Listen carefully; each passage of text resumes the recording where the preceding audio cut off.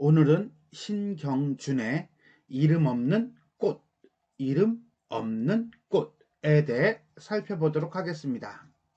이 작품은 작가 신경준이 고향의 정원에서 이름이 없는 꽃을 보며 든 생각을 적은 글입니다. 일종의 수필이에요.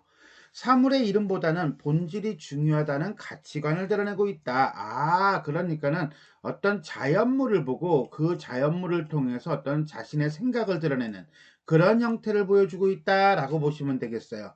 신경준은 고향의 집의 정원을 가꾸면서 꽃과 나무에 대한 생각을 순원, 화해, 잡설, 설이네요.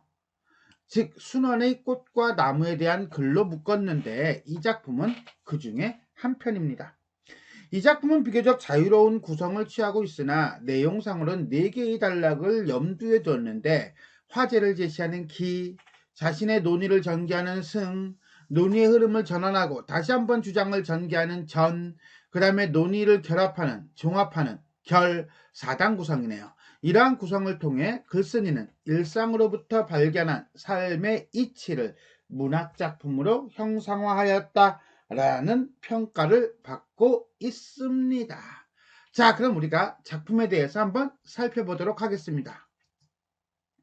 순원의 꽃 중에 이름 없는 것이 많다. 순원, 이때 말하는 순원이라고 하는 아까 얘기했죠? 정원이라고, 순창에 있는 정원을 얘기합니다. 이름 없는 꽃, 이름 없는 것, 꽃 중에 이름 없는 것. 그러니까 뭐야? 그렇지, 무명초. 뭐 이렇게 보면 될 것 같아요. 어쨌거나 간에 중심 소재고요. 무명화가 맞나? 대개의 사물은 스스로 이름을 붙일 수 없고, 그렇죠. 사물 자체가 스스로가 이름을 못 붙이죠. 사람이 그 이름을 붙인다. 따라서 사물의 이름은 사람에 의해 붙여진다. 꽃이 이미 이름이 없다면 내가 이름을 붙이는 것이 좋을 수도 있지만, 근데 굳이 이름을 붙여야만 하는가? 이름 없으면 좀 어때? 라는 거죠. 몰라서 묻는 거야? 그거는 아닐 거예요. 그죠? 어쨌거나 간에 물음의 방식을 사용해서 서리법, 독자의 관심을 유도하고 있고요. 그 다음에 이름 붙이는 행위에 대한 글쓴이의 회의적 태도가 드러나고 있다. 결국 뭡니까? 이름을 꼭 붙일 필요는 없다. 이렇게 본다는 거죠. 자, 여기까지가 기가 되겠습니다. 기에서는 이름 없는 꽃에 이름을 붙이는 것에 대한 화제 제시. 기 다음에 뭐라고 그랬습니까? 승이죠. 승. 사람이 사물을 대하며 그 이름만 좋아하는 것은 아니다. 이때 말한 이름이라고 하는 것은 사물 그 자체인가?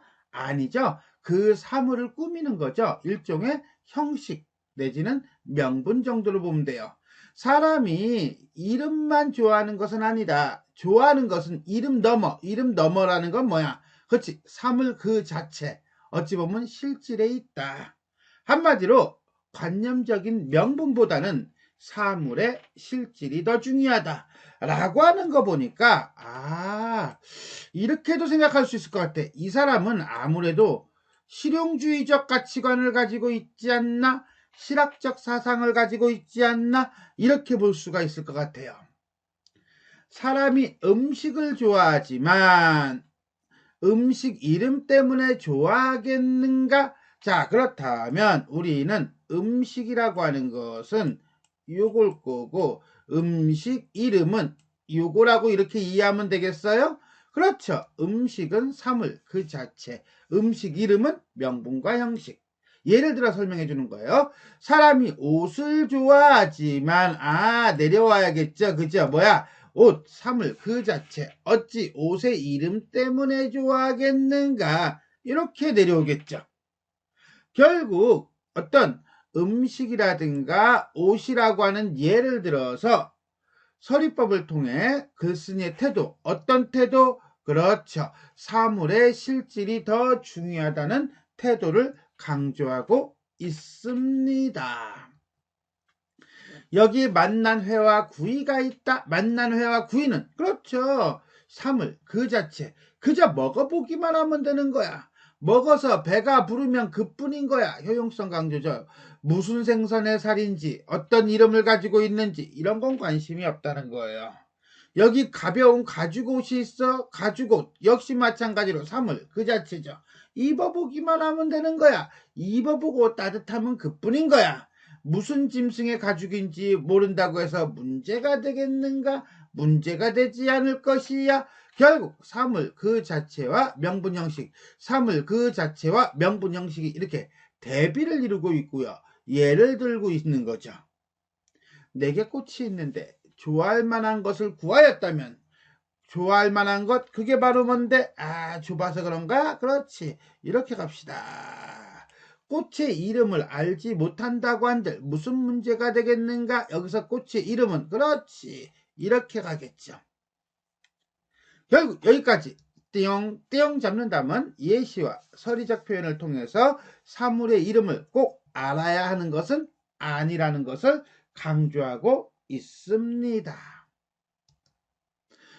정말 좋아할 만한 것이 없다면, 좋아할 만한 것이 없는데 기억할 이유가 있어요, 없어요? 없어요. 관심 있어요, 없어요? 없어요. 이런 거죠. 어떤 사물의 실질적 가치가 없다면 굳이 이름을 붙여서 기억할 필요가 없고, 좋아할 만한 것이 있어 그것을 구하였다면 그럼 만족하면 되지. 그죠? 굳이 이름을 붙일 필요가 없다. 결국 사물을 좋아하는 것은 이름 때문이 아니다 라고 보여주는 거예요. 자, 기와 승을 봤는데 여기까지 봤을 때 우리가 이 작품이 가지고 있는 독특한 서술상의 특징이 있었어요. 그걸 잠깐 살펴본다면 예를 들어서 이런 거죠.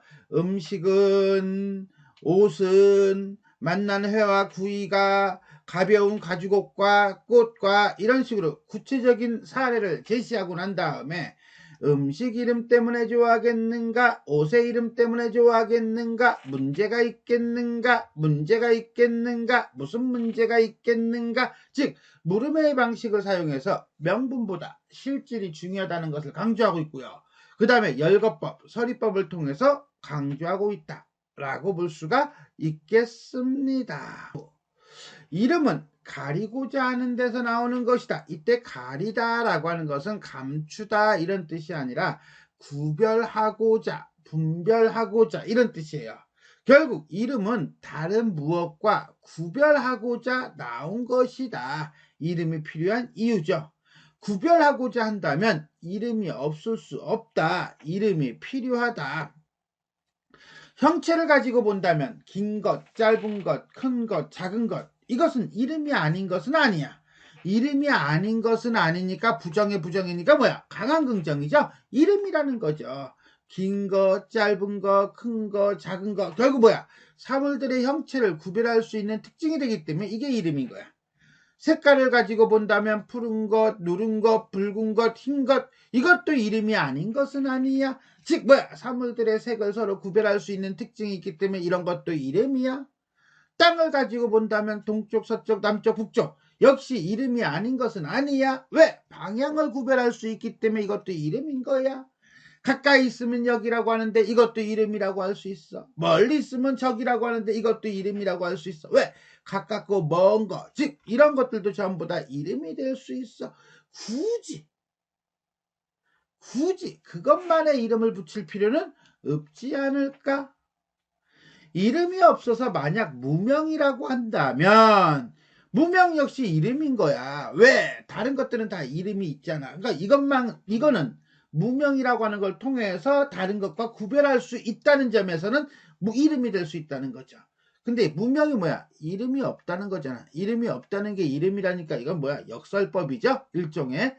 어찌 다시 이름을 굳이 쥐어다 붙여서 아름답게 치장하려고 하겠는가? 안 그래도 다른 것과 구별이 가능하므로 결국 이름을 지을 필요가 없다라고 하는 거죠. 자, 여기까지가 승. 승은 이름의 쓰임은 대상을 구별하기 위한 것이니 굳이 억지로 붙일 필요가 없다는 글쓴이의 생각이 드러나고 있습니다. 기승전. 옛날 한옛날 호랑이가 담배 피고 토끼와 거북이가 간땡이 놓고 다른 박질하던 시절 초나라에 어부가 있었는데 이거는 구런 고사를 인용하고 있는 거예요. 초나라 사람이 그를 사랑하여 사당을 짓고 굴원과 함께 사당에 모시었다. 없다. 자, 구런의 고사를 인용해서 작가의 생각을 강조하기 위한 어떤 도입 부분이라고 보시면 되겠네요. 어부의 이름은 과연 무엇이었던가? 나도 기억이 안 나는데. 구런은 초사를 지어 스스로 자신의 이름을 찬양하여 정치인이 영균이니 하였어. 한마디로 자신의 이름을 아름답게 했어. 이로써 대부 구런의 이름이 정말 아름답게 되었어 라고 하는 것은 후대 사람들이 구런에 대해서 알게 됐다는 얘기죠. 그러나 어부는 이름이 없고 단지 고기 잡는 사람이라 어부라고만 하였으니 이는 천한 명칭이다. 왜? 이름이 없이 직업으로 불리었으니 그 사람 자체를 얘기하는 것은 아니지 않겠는가, 이런 거죠. 그런데도 대부 구런의 이름과 나란히 백대의 먼 후세까지 전해지게 되었으니 어찌 그 이름 때문이겠는가? 이름 때문이 아니야.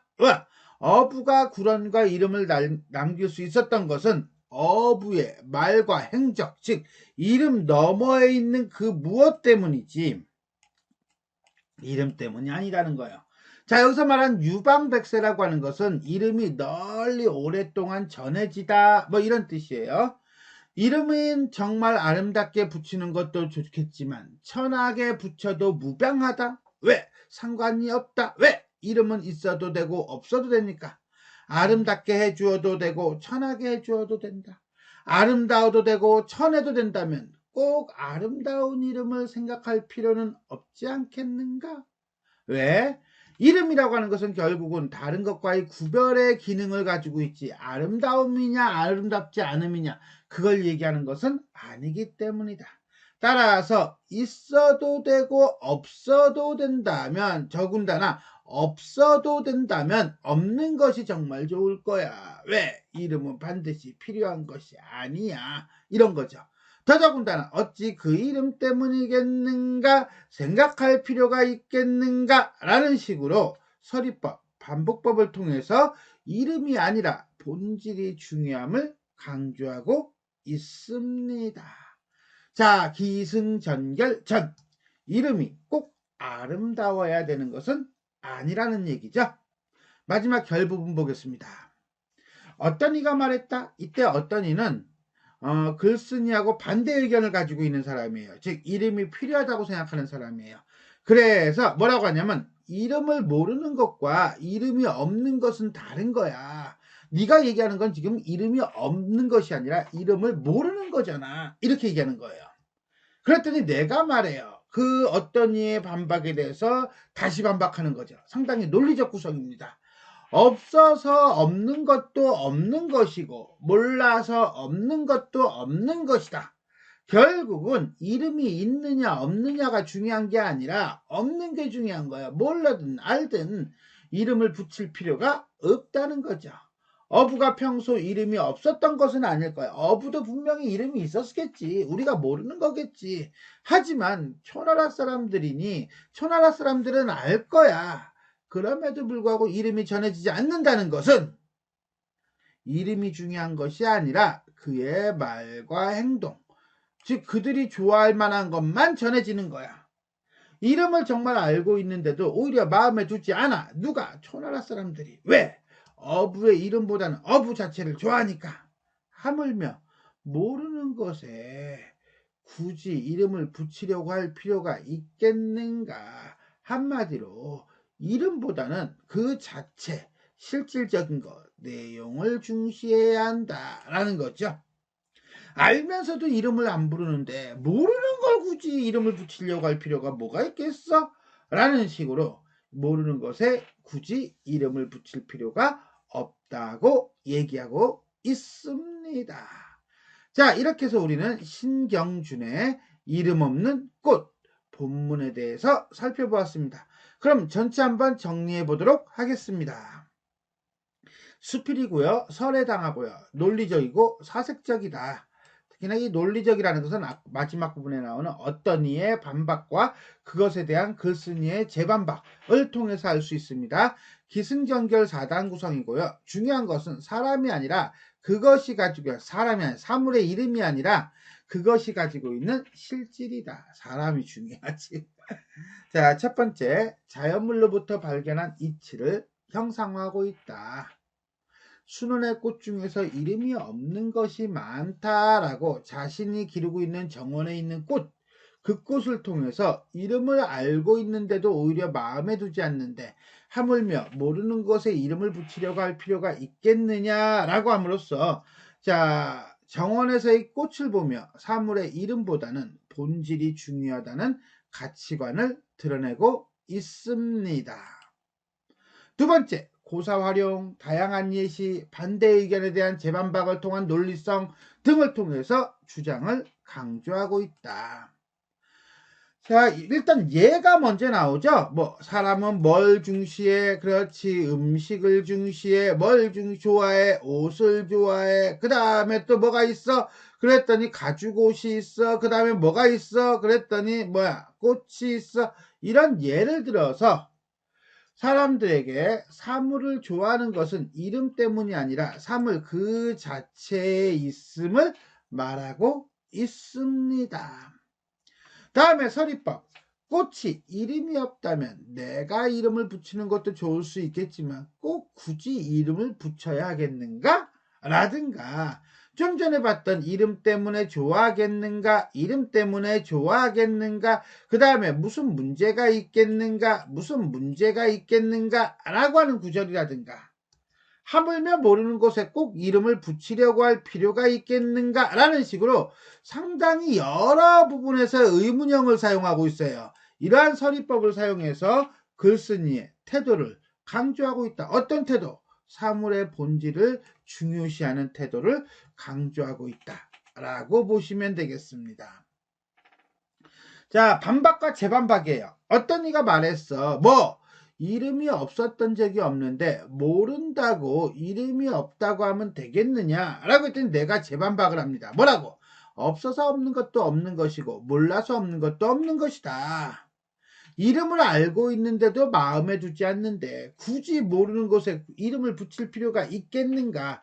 라는 식으로 어떤 이의 반박에 대해 글쓴이가 재반박하는 형식을 취함으로써 자신의 주장을 요약하며 강조하고 있다 라고 보시면 되겠습니다.